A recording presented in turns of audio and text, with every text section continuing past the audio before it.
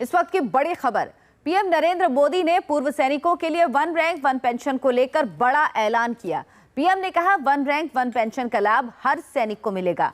VRS लेने वाले सैनिकों को वन रैंक वन पेंशन से बाहर रखने की खबर पर पीएम मोदी ने कहा कि लोग वीआरएस पर देश के सैनिकों को भ्रमित करने की कोशिश कर रहे हैं। फरीदाबाद मेट्रो का उद्घाटन करने के बाद हुई रैली में मोदी ने कहा कि 15 साल में नौकरी छोड़ने वालों को भी ओआरओपी का फायदा मिलेगा।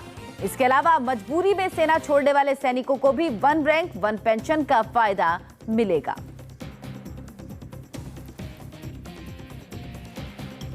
मेरी सरकार बनी 26 मई 2014 को और मेरा दायित्व बनता है 26 मई 2014 से।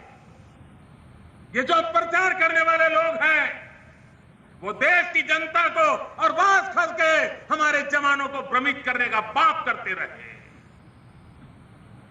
26 मई को इस सरकार का जन्म हुआ, उसी दिन से हमने काम चालू किया और कल हमने घोषणा की तो भी सरकार बनने के तुरंत बाद 1 जुलाई गिनने के लिए उचित रहती है, तो हमने 1 जुलाई से लागू करने का निर्णय कर दिया। मैं जानता हूं देश के फौज में 80-90% लोग कौन होते हैं। हमारी फौज में 80-90% वो जवान होते हैं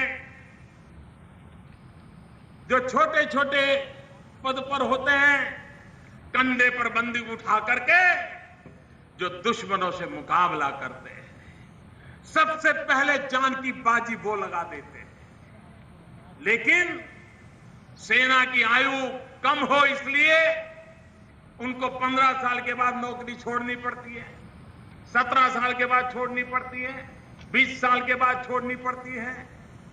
इसके लिए अलग अलग शब्द प्रयोग सेना वाले करते होंगे। कुछ लोगों को लगता है कि जो 15 साल 17 साल नौकरी छोड़ के गए उनको ओआरओपी नहीं मिलेगा।